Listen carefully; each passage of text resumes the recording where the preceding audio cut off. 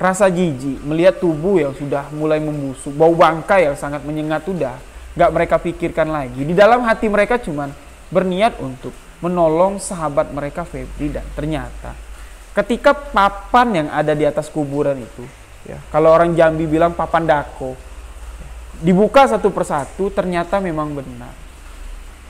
Tali pocong di bagian kepalanya itu masih terikat kencang, dan itulah yang membuat arwah atau pocong dari Febri ini gentayang. Menurut cerita, tali pocong itu nggak boleh dibuka dengan tangan. Jadi Mas No membisikkan kepada si Edi, "Di, kamu bukanya jangan pakai tangan ya." Loh, jadi pakai apa, Mas? Kamu tarik pakai gigi.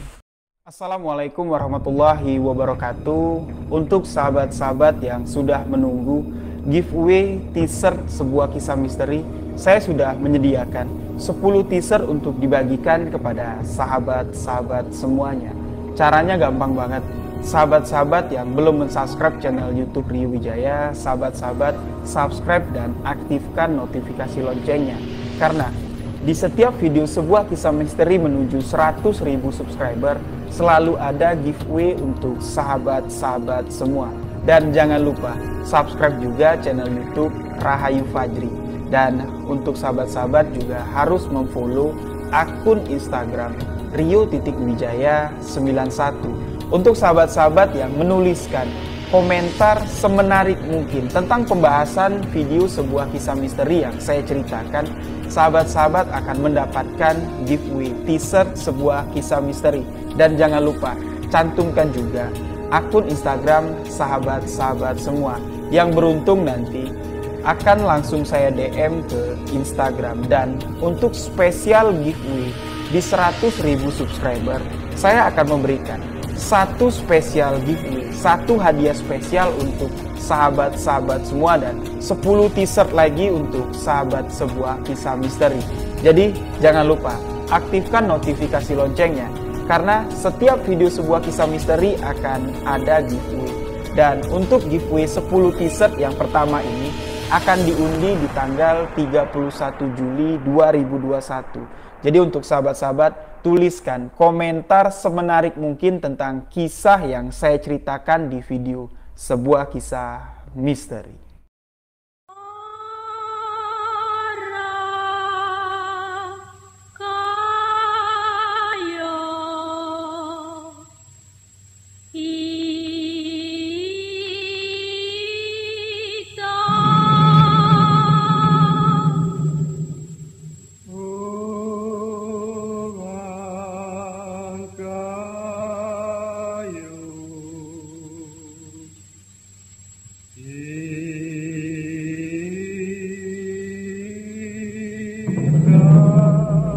Assalamualaikum warahmatullahi wabarakatuh. Halo sahabat sebuah kisah misteri, kembali lagi bersama saya Rio Wijaya. Terima kasih kepada sahabat-sahabat yang telah mendengarkan kisah misteri yang saya ceritakan. Terima kasih juga kepada sahabat-sahabat yang selalu memberikan dukungan, memberikan support agar channel ini dapat berkembang. Untuk sahabat yang telah memberikan like, komen, dan mensubscribe channel ini, saya ucapkan banyak-banyak terima kasih. Untuk sahabat yang baru bergabung, baru mendengarkan kisah misteri yang saya ceritakan, sahabat-sahabat boleh mengklik tombol subscribe dan jangan lupa aktifkan notifikasi loncengnya agar tidak ketinggalan video-video sebuah kisah misteri selanjutnya. Dan di sebuah kisah misteri kali ini, saya akan menceritakan sebuah kisah teror dari pocong, yang mana kejadian ini terjadi di Provinsi Jambi. Tepatnya kurang lebih tahun 2000 yang lalu. Kisah yang menceritakan Febri dan Didi, Edi tepatnya, tapi dipanggil dengan sebutan Didi. Di tahun 2000 itu, salah satu daerah kedatangan perusahaan besar dari luar kota. Di sana mereka sedang menggarap untuk persiapan kebun sawit. Jadi hutan lebat yang ada di daerah itu dibabat habis untuk ditanami sawit dari perusahaan tersebut. Nah, jadi karena si Febri dan Edi ini merupakan warga setempat, kampung mereka tidak terlalu jauh dari lokasi perusahaan sawit ini. Mereka otomatis diajak bekerja untuk membabat hutan tersebut. Febri ini masih bujangan, sedangkan Didi dia sudah menikah dan memiliki 1 orang anak. Namun umur mereka tuh sama, ya, sekitar 24 tahun. Mereka bersahabat, berteman dari kecil, teman baik lah, sekolah sama-sama, bahkan bekerja pun mereka sama-sama. Sebelum bekerja di perusahaan sawit ini untuk ikut membabat hutan, Febri dan Edi ini sama-sama bekerja menjadi tukang bangunan. Nah, setelah perusahaan itu masuk, ya, beberapa warga setempat pun ikut membantu, ikut dipekerjakan untuk membabat hutan. Mereka mengeluarkan kayu gelondongan karena hutan yang dibabat ini memang potensial sekali. Kayu-kayu yang ada di sana besar-besar dan kurang lebih sekitar 3 bulan mereka bekerja di sana. Jadi sistem kerja di perusahaan itu bukan setiap hari bolak-balik enggak, tapi sistem manda. Jadi sistem manda itu mereka per 4 bulan atau per 5 bulan sekali baru diperbolehkan pulang ke rumah. Selebihnya mereka membuat camp sementara di satu titik. Jadi di camp pertama mereka membuat pondok sederhana, tinggal di sana dengan beberapa pekerja dan operator alat berat. Mereka membabat habis hutan yang ada di sana. Kayu-kayu dikeluarkan dijual ke perusahaan kayu, dan setelah lokasi pertama selesai, mereka pindah ke lokasi selanjutnya. Nah, di sini kurang lebih selama 3 bulan, Febri dan Didi dan beberapa warga setempat, ya, warga kampung dari Febri dan Didi yang ikut kerja di sana, ya, menggarap lokasi pertama. Namun selama 3 bulan itu, lokasi pertama itu ya nggak terlalu luas lah, kurang lebih cuman sekitar 100 hektar. 3 bulan kayu yang ada di sana tuh nggak habis-habis mereka tebang karena memang masih lebat sekali, hutannya masih lebat sekali. Dan di bulan keempat, Febri tiba-tiba sakit. Kondisinya di dalam hutan itu memang sudah cukup memprihatinkan. Awalnya, Edi memberitahu kepada Mandor kalau si Febri ini sakit, dan Mandor pun mendatangi camp. Melihat memang kondisi Febri ini ya sudah cukup memprihatinkan. Obat-obatan yang mereka persiapkan untuk kalau ada yang sakit itu nggak mempan. Nah, Mandor pun mengatakan kepada Febri, ya mendingan kamu pulang lah daripada ntar kenapa-kenapa di sini. Ya, kalau kamu mau pulang besok sekalian kalau ada mobil kayu yang keluar kamu bisa numpang. Ya, karena lokasi pembabatan hutan ini sangat jauh sekali dari pemukiman. Memang benar-benar masuk ke dalam hutan lebat. Jadi ya si Febri ini masih sadar lah, tapi kondisi tubuhnya sudah lemah sekali. Dia mengatakan kepada Edi dan Mandor, kondisi saya baik-baik saja, mudah-mudahan dengan istirahat dan makan obat, kondisi saya akan kembali fit dan bisa bekerja kembali. Mandor ini mengatakan lagi kepada Febri, ya nggak usah dipaksakan, kamu sudah 3 bulan lebih ya ada di sini. Teman-teman yang bareng kamu masuk ke lokasi ini yang sudah 3 bulan yang lalu, sebagian sudah ada yang pulang. Ya, kalau kamu kondisi kayak gini, maksain kerja, nanti nggak baik loh. Mendingan kamu besok pulang. Tapi Febri ini memang orangnya tuh keras kepala. Dia nggak mau dengerin kata Mandor, nggak mau juga dengerin omongan dari sahabatnya Edi. Tetap dia bersikeras untuk menetap di sana. Dan singkat cerita, masuk ke bulan keempat, kondisi kesehatan si Febri ini ya masih belum baik, tapi dia memaksakan untuk kerja. Dan pada suatu hari terjadilah sebuah kecelakaan ketika Edi dan Febri yang tugas mereka tuh ya ngerolling kayu. Jadi karena kondisi hutan itu tanahnya nggak datar, mobil untuk menjemput kayu, alat berat yang untuk mengangkat kayu ya dari tanah menuju ke atas mobil itu jaraknya jauh. Jadi untuk memudahkan pekerja yang ada di sana, ya, Edi, Febri dan 2 orang yang lain membuat rel. Jadi kayu-kayu gelondongan besar itu dicongkel lah ya untuk bisa gelinding di atas rel tersebut. Barulah sampai ke tebing atau ke tempat mobil truk yang sudah menunggu untuk diangkat dijual ke perusahaan kayu. Namun ya, sebuah peristiwa yang mengenaskan terjadi. Pada saat itu, Febri, Edi, dan kedua orang pekerja yang ada di sana tengah mendongkrak kayu, mengelindingkan kayu, tapi nggak tahu kenapa Febri ini tiba-tiba terjatuh pas di depan rel. Jadi posisi Febri di depan untuk mengarahkan kayu itu biar nggak tergelincir lah dari rel. Edi dan dua orang teman yang lain mendongkrak kayu itu agar bisa gelinding, tapi nggak tahu kenapa kejadian ini bisa terjadi.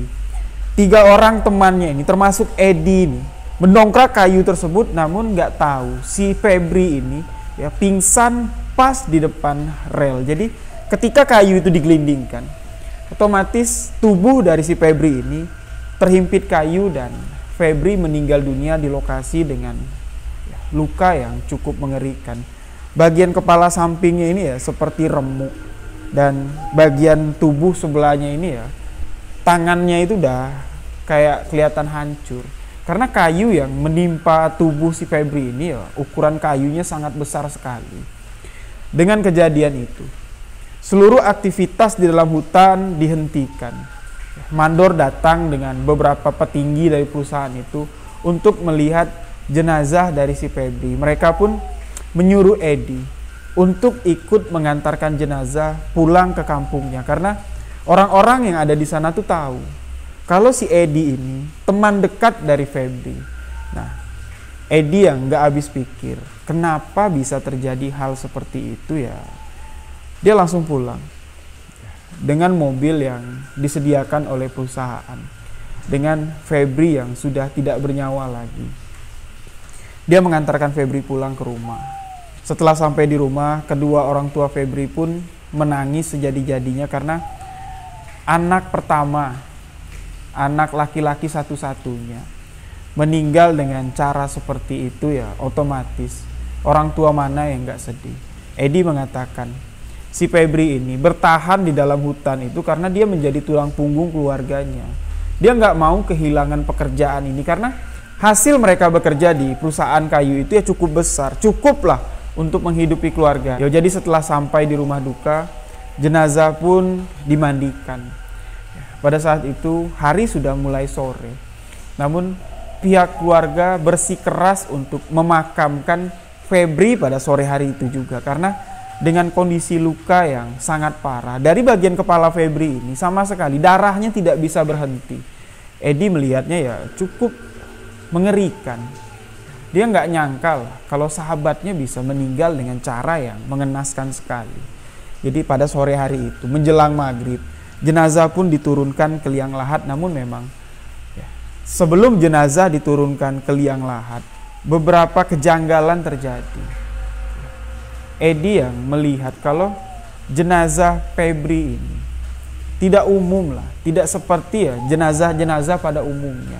Dia tahu kalau temannya itu tubuhnya nggak terlalu besar, tapi nggak tahu kenapa ketika dimasukkan ke liang lahat, itu seolah-olah pas sekali, bahkan boleh dikatakan sempit lah.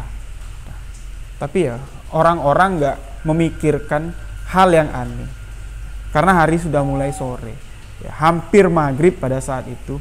Jenazah pun terburu-buru lah diturunkan, diazankan dan langsung ditimbun dengan tanah.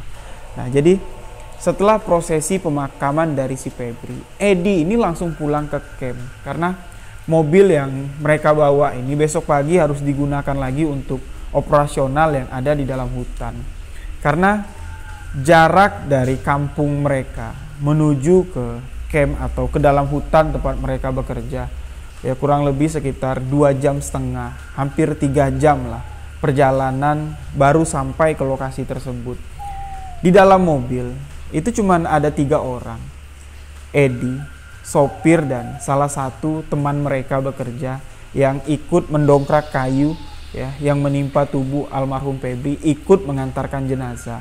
Nah, di perjalanan itu yang mana sopir mengendarai mobil, teman dari Edi ini duduk di depan. Nah, si Edi ini duduk di bangku tengah, bekas tempat jenazah itu dibawa. Jadi ketika dibawa dari dalam camp, jenazah ini cuma dibungkus dengan kain sarung dan ternyata salah satu kain sarung yang untuk membungkus atau menutupi jenazah almarhum Febri masih tertinggal di dalam mobil tersebut. Ya. Awalnya Edi dan kedua temannya ini nggak tahu, nggak sadar kalau sarung itu lupa dibawa turun. Ya, sebenarnya kalau sarung bekas darah orang yang meninggal itu nggak boleh disimpan. Ya, harus segera dicuci dan ya, banyak ya orang mengatakan bekas darahnya itulah yang mengundang sosok-sosok gaib atau ya hal-hal yang tidak diinginkan itu datang. Nah, di perjalanan ya, di malam itu Edi yang duduk sendirian di tengah. Mobil itu ya mobil minibus, ada 3 baris bangku dan dia merasa kalau di belakangnya ini ada orang yang duduk. Bahkan sesekali dia melihat di spion depan, spion yang menghadap ke belakang itu, dia melihat pas sekali di belakang itu kayak ada orang duduk tapi dia nggak bisa mengenali siapa karena memang kondisi jalan sangat gelap, tidak ada lampu penerangan ya, cuman dia melihat ada bayangan yang duduk. Ketika dilihat ke belakang sama sekali tidak ada orang. Di situ Edi ya merasa ada yang aneh, kok yo aku merasa ada orang. Nah, tapi dia nggak berpikir yang aneh-aneh, yang mungkin karena peristiwa yang baru dia alami, pikirannya nggak karuan. Jadi dia nggak ngomong sama kedua temannya yang ada duduk di depan. Dia diam aja, ya, berharap kalau cepat sampai. Selang beberapa menit kemudian, setelah dia merasa ada orang di belakangnya, Edi ini kembali merasakan di bangku sebelahnya dia tuh yang kosong. Dia merasa kalau seperti ada orang duduk, ya, karena jok mobil itu kalau kita duduk sendirian, di sampingnya itu kan ya masih gembung ya. Tapi malam itu dia merasa kalau di sebelahnya itu ada seperti ada orang yang duduk. Jadi kerasa, goyang-goyang itu kerasa, tapi ketika dilihat ke samping itu nggak ada orang. Sama sekali nggak ada orang. Jadi dia ngomong lah sama temannya yang duduk di depan. Aku mual, dia bilang. Gantian aja yuk, kamu duduk di belakang, aku duduk di depan. Nah, jadi sopir pun menghentikan mobilnya. Mereka istirahat di pinggir jalan sebentar. Nah, si Edi pun duduk di depan. Mereka pun melanjutkan perjalanan yang mana untuk sampai ke camp. Kurang lebih masih setengah perjalanan lagi. Ketika mobil memasuki kawasan hutan, jalan sudah masuk jalan tanah, sudah nggak ada jalan aspal lagi. Edi yang duduk di depan, dia memperhatikan jalan di sekitar karena dia nggak mau pikirannya kosong. Dia kebayang-bayang terus dengan sahabatnya almarhum Febri dan dia masih berpikir sosok apa yang dari tadi terasa ada duduk di belakangnya dan duduk di samping Edi. Dia melihat sekitar, melihat ke kiri, ke kanan ya, sambil mobil terus berjalan dengan pelan dan ketika sampai di tengah-tengah hutan, ya, kurang lebih ya masih 30 menit lagi lah sampai ke camp. Edi ini melihat sepintas di pinggir jalan itu sosok Febri sedang berdiri di pinggir jalan dengan menggunakan pakaian yang ketika Febri gunakan saat meninggal dunia. Nah, dia menoleh ke samping, tapi mobil itu kan tetap melaju. Dia menoleh ke samping ya, dia memperhatikan, menoleh ke belakang, diperhatikannya. Memang itu adalah sosok Febri. Sosok Febri yang berdiri di pinggir jalan. Di situ dia mulai merasa bulu tengkuknya ini merinding. Dia sama sekali nggak berani ngomong apa-apa. Takutnya gini, kalau dia ngomong sama si sopir ini, dia ngomong sama temennya yang ada duduk di belakang, kedua orang ini panik. Dia diem aja, nggak ngomong sama sekali dan alhamdulillah mereka sampai dengan selamat ke camp. Kurang lebih sekitar hampir jam 12 malam, jam 12 malam lewat. Edi turun dari mobil, dia bergegas masuk ke dalam camp, ya, kumpul dengan teman-teman yang lain. Nah, beberapa orang teman yang ada di sana menanyakan bagaimana ya, respon atau reaksi keluarga almarhum ketika tahu anak mereka tuh meninggal dunia. Edi mengatakan ya, keluarga mana yang nggak sedih kalau anaknya, saudaranya meninggal dunia, apalagi dengan melihat kondisi jenazah Febri yang sangat mengenaskan sekali. Ya udahlah, nggak usah ngomong gituan, aku capek, aku mau tidur. Nah, jadi mereka di camp itu ya nggak ada kamar, mereka cuma mendirikan tenda darurat. tidur ngampar semua, ya, beralaskan cuman papan dengan kain sarung. Mereka tidur. Edi tidur di tengah-tengah. Namun ya, ketika malam itu, Edi ini seperti ya mimpi, dibilang mimpi tapi nggak mimpi. Dia merasakan itu nyata. Dia awalnya itu mendengar seperti ada suara orang yang memanggilnya. Di, Edi, di. Dia melihatlah ke sekitar. Teman-temannya sudah tertidur. Jadi dia berpikir, mungkin cuma halusinasi. Dia kembali tidur dan disinilah dia melihat kalau sosok dari Febri ini ada tepat di hadapannya. Tapi sosok Febri yang dilihat Edi pada malam ini tidak seperti biasanya. Dia menggunakan kain putih yang terbungkus. Febri menggunakan pocong yang masih bersih dan bagian atasnya ini masih terikat. Di dalam mimpi itu, Febri mengatakan, Di, tolong aku, Di, tolong, bukain, Di, buka. Jadi Edi ini nggak bisa ngomong apa-apa, dia cuma bisa melihat, nggak bisa berkedip, nggak bisa berteriak. Lagi-lagi sosok dari Febri ini mengatakan, Di, tolong, Di, buka, Di, bukain, Di.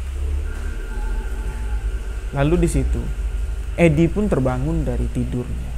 Tapi apa yang dirasakan Edi pada malam itu, dia bilang bukan mimpi. Tapi kalau bukan mimpi, dia nggak berani juga memastikan kalau itu adalah kejadian nyata. Tapi sosok yang dilihat sama si Edi ini benar-benar nyata. Itu adalah Febri yang menggunakan pocong. Tapi kejadian ini sama sekali dia nggak mau cerita sama teman-teman yang lain. Takutnya gini, kalau diceritain, orang-orang yang ada di sana itu ya bakal ketakutan. Sedangkan di dalam hutan itu ya nggak ada siapa-siapa kecuali mereka. Bahkan Edi mengatakan sebelum kejadian si Febri ini meninggal, memang beberapa kali sering terjadi hal-hal aneh. Sering terjadi penampakan-penampakan dari makhluk astral. Malam berikutnya, tepat 1 malam setelah apa yang dialami Edi, dia mengatakan melihat sosok pocong Febri. Malam selanjutnya, salah satu pekerja yang ada di sana, kita sebut sajalah dengan nama Mas Nok.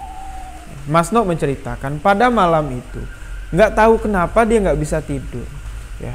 Dia nggak ngelihat jam lah ya, karena ya namanya di tengah hutan, jarang sekali lah orang-orang yang ada di sana tuh pakai jam tangan. Perkiraan Mas No terjadi sekitar jam 10 menjelang ke jam 12 malam. Di camp itu, sumber penerangan mereka cuman berasal dari aki mobil. Di situ ada 4 buah aki, yang mana aki itu ya bergantian lah digunakan. Jadi sebelum aki keempat dipakai, ketiga aki yang ada di sana, aki mobil untuk penerangan yang dijadikan sumber listrik lah ya, untuk pakai lampu pijar, itu sudah dicas oleh mandor, sudah dibawa ke desa. Pada malam itu tersisalah 1 aki untuk penerangan pada malam itu. Mas No ini sedang duduk rokokan sambil ngopi, teman-teman yang lain sudah tidur. Tapi malam itu dia merasa ada sesuatu yang aneh. Jadi di depan camp mereka itu ada sebuah mobil yang digunakan untuk membawa jenazah Febri pulang ke kampung.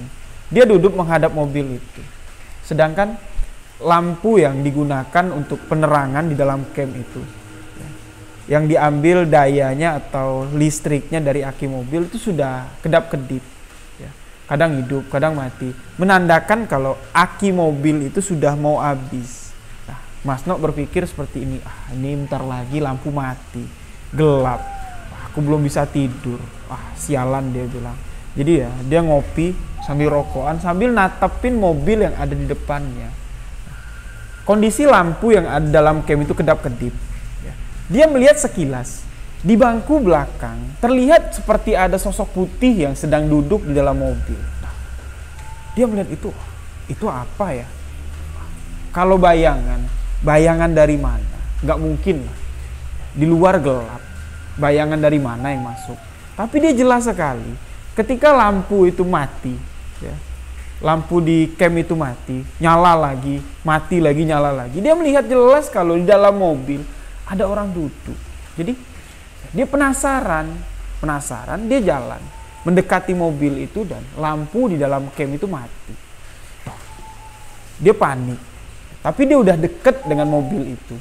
Dia maju pelan-pelan mendekati mobil dan ternyata yang dilihat oleh Mas No, sosok bayangan putih yang ada di bangku belakang mobil itu adalah sosok pocong dari almarhum Febri. Awalnya Mas No sama sekali nggak takut. Dia tahu kalau itu adalah setan.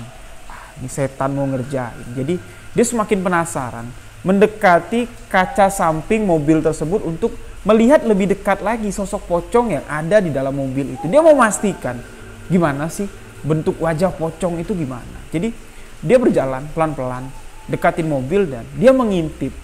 Wajahnya itu ya nempel ke kaca mobil dan ketika pocong itu membalikan wajahnya, disitulah Mas No ini ya gemeteran ngelihat kalau wajah pocong itu adalah pocong dari Febri. Dan pocong itu mengatakan, Mas No, Mas, tolong Mas, bukain Mas, tolong.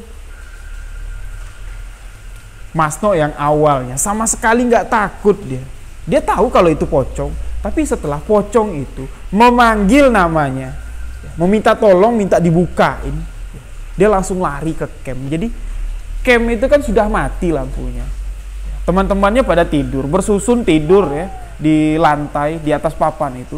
Teman-temannya ini kaget, ada kakinya yang ketendang, ada yang perutnya keinjek. Mas No ini udah nggak karuan lagi saking ketakutannya.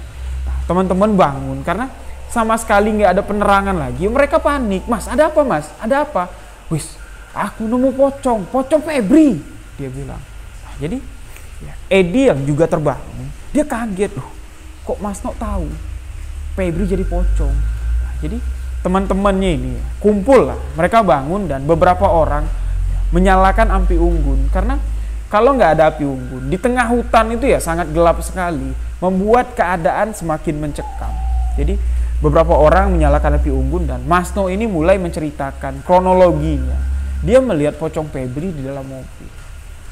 Awalnya aku nggak takut, aku tahu kalau itu sosok pocong yo palingan penghuni sini mau nakut-nakutin aku. Yo aku deketin, aku penasaran, pengen lihat wajah pocong. Tapi setelah aku deket, pocong itu ngebalikin wajahnya, aku lihat jelas itu adalah wajah Febri. Dan pocong itu tahu nama aku, dia memanggil, Mas No, tolong Mas, bukain Mas. Nah, jadi yo, teman-teman yang ada di sana tuh ya ketakutan. Kurang lebih pekerja yang ada di sana tuh ada sekitar 24 orang. Mereka ketakutan, Mas. Jadi gimana Mas? Sekarang masih tengah malam, Mas No bilang. Ya udahlah, kalau kalian takut ya udah kita kumpul aja rame-rame. Yo kalau ada yang ngantuk tidur, kalau ada yang mau begadang, yuk temenin aku begadang, dia bilang. Jadi malam itu ya nggak ada jam ya. Jadi orang-orang di sana, Mas No sama Edi ini nggak tahu sebenarnya kejadian itu jam berapa. Yang jelas sudah lewat dari jam 10 malam. Lampu di camp itu sudah mati. Cuman mengandalkan api unggun yang itu pun api unggunnya sudah mau mati karena tumpukan kayu itu sudah terbakar semua. Di situ Edi, Mas No dan beberapa pekerja yang ada di sana yang masih belum bisa tidur. Ngobrol lah mereka. Tapi ngobrolnya ini sama sekali nggak ngebahas tentang apa yang dilihat oleh Mas No, tentang apa yang terjadi pada malam itu. Mereka mencoba untuk mengalihkan topik pembicaraan. Jadi ya, ada yang cerita masalah keluarganya, ada yang cerita masalah pekerjaan sebelum kerja di tempat kayu ini, ya, tempat PT yang mau garap kebun sawit ini. Ada yang kerja di perusahaan tekstil, ada yang sudah merantau bawa mobil truk. Ketika mereka sedang asik-asik ngobrol, terlihat dari tempat api unggun itu, karena apinya sudah kecil ya, cuman terlihat baranya aja. Di situ terlihat seperti ada bayangan, tapi bayangan itu nggak jelas, wujudnya itu nggak berwujud blek ya, seperti ada pocong itu nggak, cuman terlihat ada bayangan putih. Bayangan itu mengambang. Edi yang melihat itu. Mulai memberi kode kepada Masno. Dia istilahnya memberi isyarat lah. Karena Masno ini orangnya berani, lebih berani daripada teman-teman yang lain. Edi nggak mau kalau bilang, wah aku ngeliat pocong. Takutnya orang-orang yang ada di sana tuh ya bubar. Karena kalau bubar dari camp itu, takutnya lagi hal yang berbahaya terjadi. Karena mereka pasti lari masuk hutan. Di hutan lebih berbahaya karena binatang buasnya masih banyak. Jadi Edi cuma nyolek aja, mas.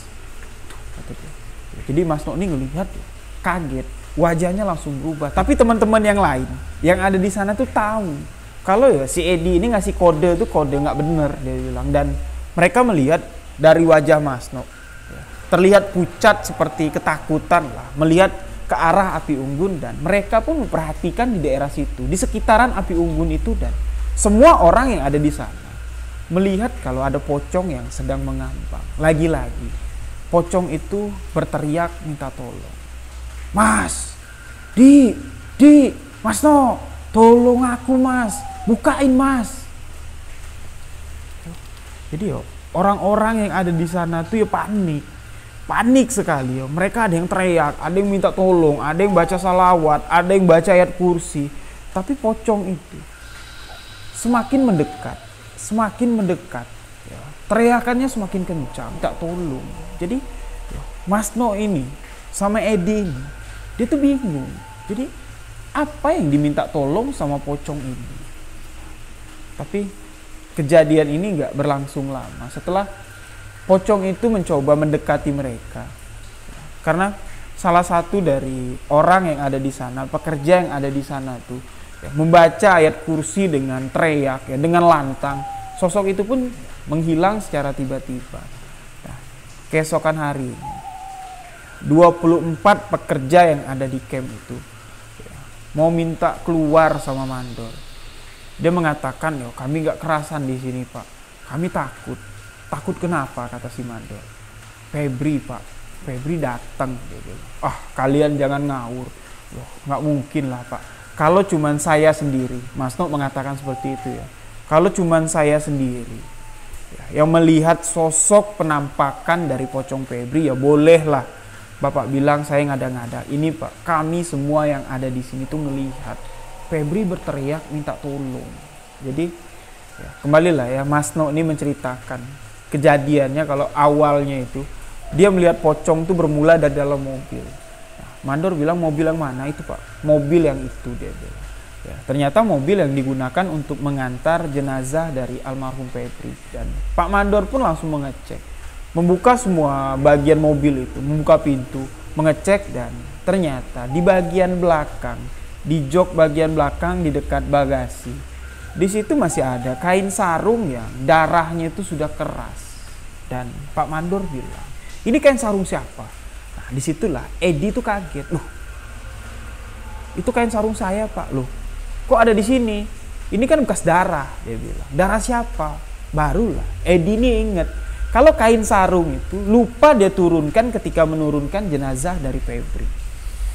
Nah, Pak Mandor langsung bilang, yo inilah, gara-gara inilah arwah atau sosok yang menyerupai pocong Febri itu datang.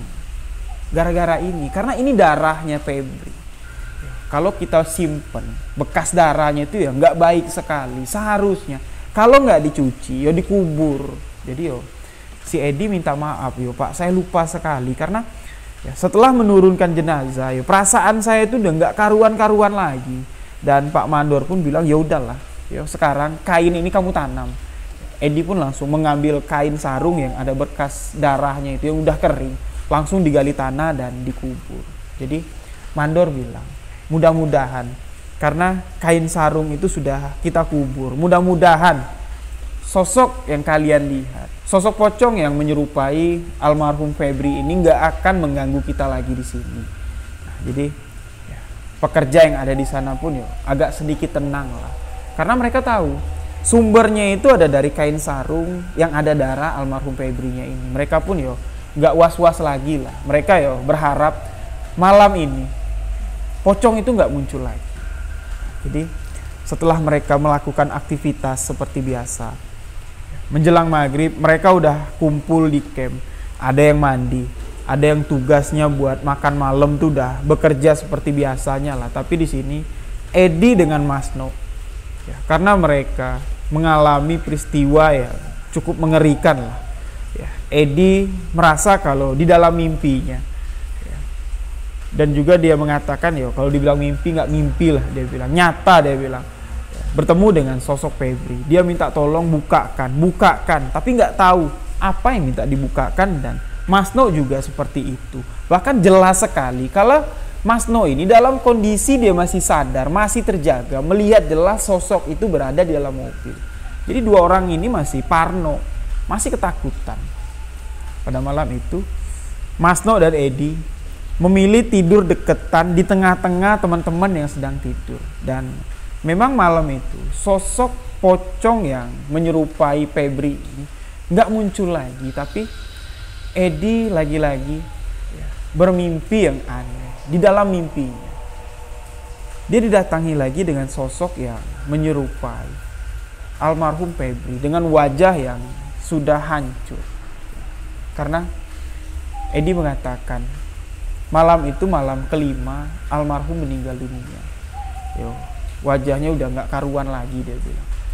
Udah ada bekas-bekas luka lah ya, udah mulai membusuk. Dan pocong itu lagi-lagi mengatakan, Di, tolong Di, lepaskan tali pocongku. Tolong Di, kamu lupa ngelepasin tali pocongku. Nah, jadi setelah malam itu Edi ini bermimpi kalau memang si Febri ini minta tolong sebenarnya.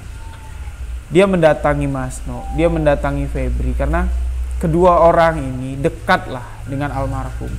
Dia memberikan kode, memberikan isyarat kalau tali pocongnya itu nggak dilepas. Ya memang konon katanya kalau ketika jenazah dikebumikan, tali pocong bagian kepalanya ini tidak dibuka atau tidak dilonggarkan, ya, tidak direnggangkan, pocong itu akan bangkit.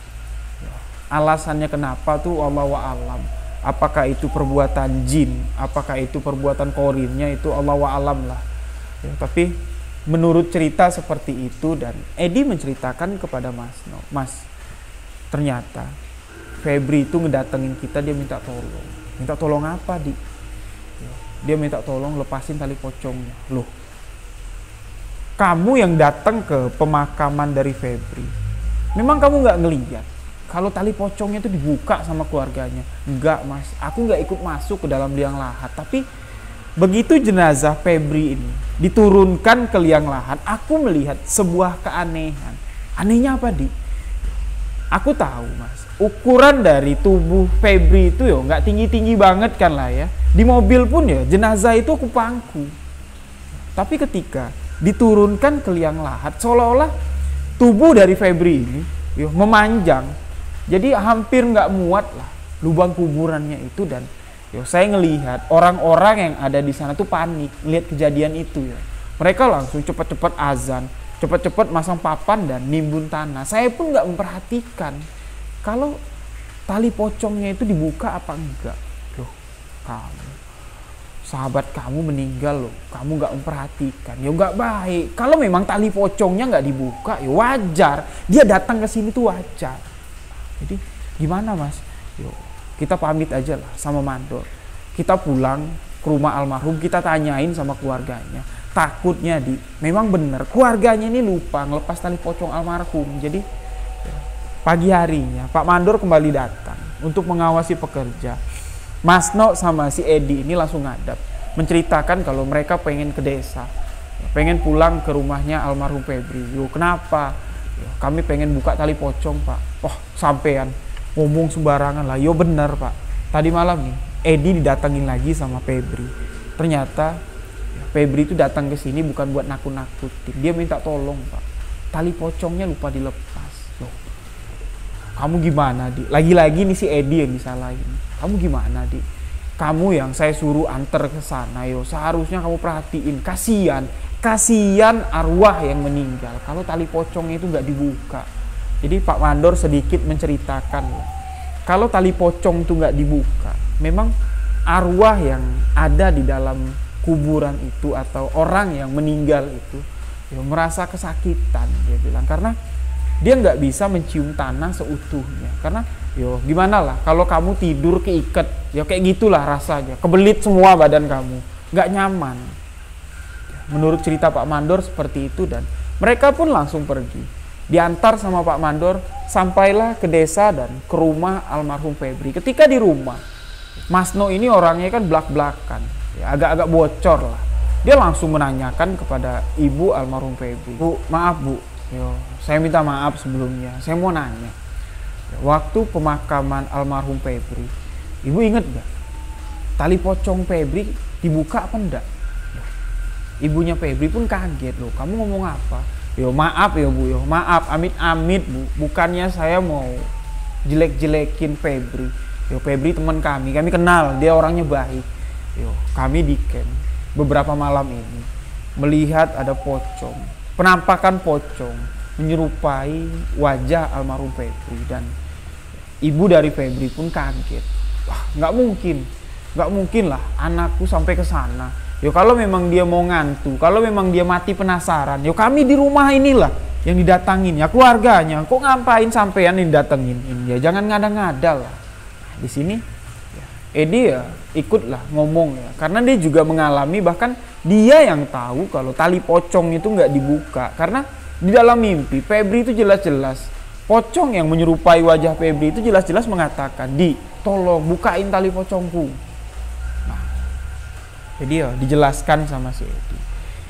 Kedua orang tua dari Febri ini awalnya sama sekali nggak mau menerima penjelasan mereka. Otomatis gini loh, kalau memang tali pocong itu tidak dibuka, makam dari almarhum ini harus digali lagi. Kedua orang tuanya harus turun lagi ke liang lahat, ya. Ayah dari si Febri ini harus turun ke liang lahat membuka tali pocong anaknya. Namun di sini ayahnya Febri ini nggak sanggup. Dia mengatakan, nggak mungkin lah. Aku gali lagi makam anakku yang sudah meninggal, sudah tenang dia di sana. Aku buka lagi tali pocongnya. Aku nggak mau. Kalau kamu mau, kamu yang buka. Kami nggak mau. Mas No, Mandor sama Edi bingung, karena tanggapan kedua orang tua mereka ini sepele sekali menghadapi permasalahan ini, sepele. Dan Mandor pun ngomong, bukan saya mau ikut-ikut campur Pak. Apa yang terjadi dengan Febri ini kan kecelakaan. Tidak ada yang mau kalau Febri meninggal dengan cara seperti itu, meninggalkan kita semua dan Febri bangkit menjadi pocong. Mohon maaf sebelumnya, tapi kalau permasalahan ini tidak diselesaikan, saya yakin kalau bukan kami saja yang akan didatangi. Saya takut nanti kalau pocong yang menyerupai Febri itu kembali ke desa, menghantui warga desa. Tapi kedua orang tua dari Febri ini sama sekali tidak percaya. Mereka masih bersikeras mengatakan, kalau kalian mau bongkar makamnya, kalau kalian mau ngebuka tali pocongnya, kalian buka sendiri. Kami sama sekali nggak mau ikut-ikutan. Jadi ketiga orang ini pun nggak berani lah mengambil kesimpulan sendiri. Takutnya seperti ini, ketika makam itu dibongkar, dengan keluarga yang nggak setuju, ketika dibongkar melihat kalau pocong yang ada di dalam itu, jenazah Febri itu, tali pocongnya sudah dibuka semua, takutnya ketiga orang ini yang disalahin. Jadi Mandor bilang, ya udahlah, yang penting kita sudah sampaikan apa yang dimau oleh almarhum Febri. Sosok pocong yang ngedatengin kamu tuh kita udah sampein lah. Jadi mereka pun langsung pulang ke camp lagi. Nah, setelah pagi hari itu, ketiga orang ini bertemu dengan kedua orang tua Febri. Mereka langsung pulang lagi ke dalam hutan. Pada malam harinya, lagi-lagi Edi yang diganggu oleh sosok pocong itu. Mereka tidur di camp seperti biasa, masih menggunakan lampu yang mengambil daya atau mengambil watt dari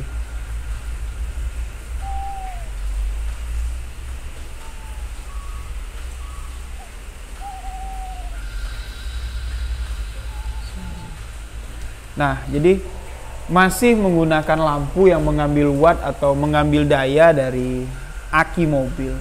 Di situ Edi ini tertidur. dengan teman-teman lain yang juga tertidur. Lagi-lagi kejadian ini antara mimpi dengan nyata. Dia nggak bisa memastikan, tapi apa yang dirasakannya itu benar-benar nyata. Ya. Jadi dia tidur dengan menggunakan kain sarung, telentang tidur dengan tangan di atas seperti ini. Dia tertidur dan merasa kalau bagian perutnya ini sesak, seperti ada yang nginjek. Nah, ketika dia membuka mata, tepat di hadapannya, tepat yang ada di atas perut si Edi ini adalah sosok pocong yang wajahnya itu ya sudah hancur. Lagi-lagi pocong itu mengatakan, Di, buka Di, tali pocongku dibukain Di. Pocong yang berdiri di perutnya si Edi ini, dia sesak, napasnya itu sesak. Bahkan Edi mengatakan hampir putus napasnya ketika dia sudah nggak bisa lagi menahan napas. Karena dia udah ngap-ngapan, pocong itu pun tiba-tiba menghilang. Jadi malam itu dia terbangun, berpikir keras untuk mencari solusi permasalahan ini. Karena dia nggak mau kalau malam-malam selanjutnya Febri ini datang meminta tolong. Bahkan pada malam itu sosok pocong ini sudah menyakiti dari sahabatnya sendiri yang tadinya cuma datang minta tolong baik-baik. Bahkan malam itu sudah membuat Edi ini nggak bisa napas. Dia takut kalau terjadi sesuatu hal yang buruk terhadap dirinya sendiri. Keesokan harinya dia lagi-lagi curhat lah, bercerita dengan Mas No. Mas, gimana ya? Aku ya serba salah. Ya memang Febri ini teman baikku. Aku orang yang terakhir nganterin dia pulang ke rumahnya walaupun udah pulang nggak bernyawa lagi lah, dia bilang. Yo, aku salah apa sebenarnya? Sampai-sampai tadi malam pun Febri itu datang, bahkan dia udah nyakitin aku. Mas No bilang, yo, dia tuh bukan mau nyakitin kamu. Sebenarnya ya dia cuma nitip pesan, tapi pesan yang dititipkannya itu sudah kita sampaikan ke keluarganya. Yo, kalau dia mau marah, kalau dia mau ganggu, yo, datanglah dia ke rumah mak bapaknya. Ngapain ganggu kamu lagi? Ya udahlah, gak usah kamu pikirin. Kamu bawa sholat. Kalau sebelum tidur itu wudu. Jadi Edi juga nggak bisa berbuat apa-apa. Malam selanjutnya, memang benar apa yang dikatakan Mas No. Edi sebelum tidur dia sholat isya dulu. Masih dalam keadaan berwudu, dia tertidur dan alhamdulillah malam itu tidak ada gangguan. Sama sekali tidak ada gangguan, dia bisa tertidur nyenyak. Tapi beberapa hari setelah kejadian itu, kejadian malam ketika pocong dari si Febri ini menginjak perut Edi, terdengar kabar dari desa tempat Febri dimakamkan. Ketika beberapa orang yang ada di sana, pekerja yang ada di sana, pergi ke desa, pergi ke pasar untuk membeli bahan makanan, terdengarlah kabar kalau warga desa mulai diteror. Ada penampakan pocong yang mengganggu mereka. Pocong itu malam-malam sering masuk ke rumah warga berteriak minta tolong. Minta tolong bukakan tali pocongku. Jadi warga sudah mulai gelisah, tapi warga ini nggak tahu ini teror pocong siapa. Karena wajah dari pocong itu sama sekali sudah tidak bisa dikenali lagi. Bahkan pocong itu sudah hancur, sudah lusuh. Mendengar kabar itu, Mas No sama Edi ini cuman ketawa aja. Mereka bilang udah dibilang sama kedua orang tuanya, kalau nggak segera dibuka, makamnya nggak dibongkar, tali pocongnya nggak dibuka, Febri itu bakal ngantuk terus. Febri itu bakal mengganggu warga. Jadi si Edi ini nggak ini juga lah ya, hatinya tuh nggak tega juga lah melihat kalau almarhum dari sahabatnya ini sudah mati tapi tetap masih menderita. Hari itu juga dia pulang ke kampungnya. Mas No menemani dan bertemulah dengan kedua orang tua si Febri ini, yang tadinya mereka nggak percaya, yang tadinya mereka nggak mau ngebongkar makam itu.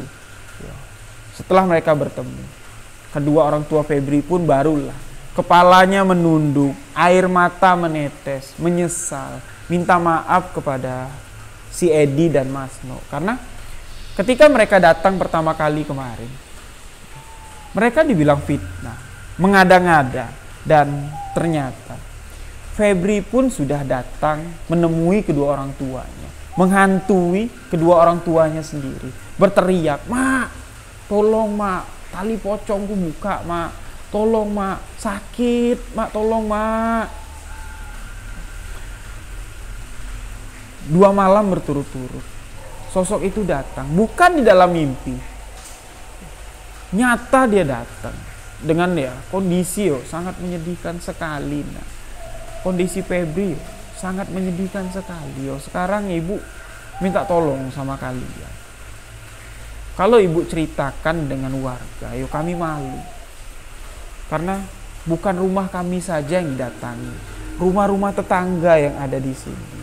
Orang-orang yang dikenal sama Febri itu didatanginya satu persatu, dimintain tolong, tapi mereka tuh udah nggak tahu, udah nggak ngenalin lagi kalau itu adalah sosok Febri. Karena saat itu masih siang hari, Mas No pun mengusulkan, nggak mungkin lah Bu, kami ucuk-ucuk datang duduk di makamnya si Febri, ngebongkar makamnya, nanti warga bilang ada apa-apa, mau nggak mau. Kejadian ini kita laporkan ke kepala desa. Kita minta bantuan warga untuk membongkar makam tersebut. Malu-malu dikit nggak apa-apa lah. Kita jujur aja lah. Kita lihat apakah benar jenazah yang ada di dalam kuburan itu tali pocongnya masih terikat atau enggak. Kalau memang benar masih terikat, nah berarti memang Febri yang datang menghantui kita semua. Tapi kalau tali pocongnya sudah terbuka, berarti itu adalah perbuatan setan. Jadi ayahnya Febri pun mengajak Mas No dan Edi menemui kepala desa, mengatakan kalau teror pocong yang ada di kampung ini itu adalah teror pocong Febri, karena pada saat pemakamannya itu terburu-buru. Hari sudah mulai maghrib dan kejadian aneh pun terjadi. Tubuh dari Febri ini tiba-tiba memanjang, membuat jenazah itu susah dimasukkan ke dalam liang lahat. Orang-orang yang ada di sana sebenarnya panik. Jadi prosesi pemakaman itu nggak sempurna dan lupa membuka tali pocong. Jadi kepala desa pun mengizinkan. Kepala desa datang bersama warga menyaksikan keluarga dari Febri, termasuk di situ Mas No dan Edi, menggali makam tersebut. Karena posisi makam itu, jenazah itu sudah dimakamkan lebih dari 10 hari, hampir 10 hari. Otomatis bau bangkai sangat menyengat sekali. Dan yang berani turun ke dalam liang lahat itu cuman Mas No dan Edi. Karena di dalam pikiran mereka rasa jijik melihat tubuh yang sudah mulai membusuk, bau bangkai yang sangat menyengat udah gak mereka pikirkan lagi. Di dalam hati mereka cuman berniat untuk menolong sahabat mereka Febri. Dan ternyata ketika papan yang ada di atas kuburan itu, kalau orang Jambi bilang papan dako, dibuka satu persatu, ternyata memang benar tali pocong di bagian kepalanya itu masih terikat kencang. Dan itulah yang membuat arwah atau pocong dari Febri ini gentayangan. Menurut cerita, tali pocong itu nggak boleh dibuka dengan tangan. Jadi Mas No membisikkan kepada si Edi, kamu bukanya jangan pakai tangan. Jadi pakai apa Mas? Kamu tarik pakai gigi. Kalau kamu buka dengan tangan, sama aja bohong. Arwah itu bakal gentayangan. Jadi gimana Mas? Kamu tarik pakai gigi. Gimana caranya Mas? Kamu gigit tali pocongnya, kamu sentak. Di sini Edi berpikir otomatis kalau tali pocong itu dibuka dengan gigi, kita bisa membayangkan wajah dari jenazah yang sudah mulai membusuk itu berhadapan dengan wajah kita, dan kita menggigit tali pocong itu sangat dekat sekali. Namun saya akui Edi memiliki mental yang sangat luar biasa, sangat kuat sekali, dan dia melakukan itu. Tali pocong yang ada di kepala pun dapat terbuka dan ditanam di samping tempat jenazah itu. Jadi jenazah itu kan miring posisinya. Nah, disitulah di samping jenazah itu digali tanah dikit, ditanamlah di situ. Setelah itu papan dako kembali ditutup, kuburan pun kembali ditimbun dengan tanah. Jadi bapaknya si Febri ini mengatakan kepada Edi dengan Mas Nok, yo malam ini kalian gak usah pulang ke camp, kalian nginap di sini. Yo bapak mau syukuran lah, ya, mau yasinan lah, mendoakan agar apa yang sudah terjadi ini tidak terulang lagi. Sosok penampakan pocong yang menyerupai anak kami ya nggak gentayangan lagi. Dan Mas Nok sama Edi pun mengiyakan, mereka ikut tahlilan pada malam itu. Nah, di rumah itu tidak terjadi sesuatu hal yang ganjil atau sesuatu hal yang mengerikan lah. Tapi di camp tempat almarhum Febri meninggal, malam itu mereka sedang makan malam. Selesai maghrib lah, selesai mereka mandi, selesai makanan sudah siap dihidangkan oleh juru masak ya, yang bertugas masak di camp itu. Mereka sedang makan dan lagi enak makan. Tiba-tiba terdengar suara, "Woi, makan, bagi woi." Jadi orang ini yang sedang makan ini menoleh ke belakang. Tapi yang mereka lihat itu bukan pocong, tapi sosok Febri dengan pakaian yang sering dia gunakan. Sini Edi mengatakan mungkin ya, wallahu alam lah.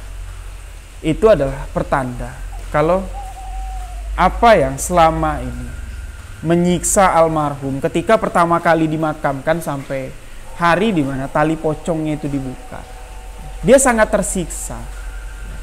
Berwujud pocong yang sangat mengerikan, meminta tolong. Tapi setelah tali pocongnya dibuka, teman-teman yang ada di camp melihat kalau Febri ini muncul atau terlihat ya, wajahnya itu ya normal seperti orang masih hidup, namun ya, karena dia sudah meninggal, apapun wujudnya lah tetap mengerikan. Jadi di sini ya Edi menyimpulkan bahwa yang dilihatnya memang sosok pocong dari sahabatnya Febri, dan semua itu bisa terjadi karena keteledoran keluarganya, karena terburu-buru dalam prosesi pemakaman.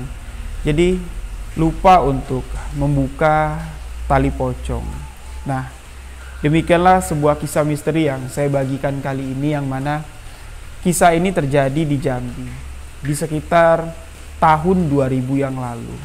Mohon maaf kalau suara agak sedikit berisik. Malam ini sudah hampir jam 2 dini hari.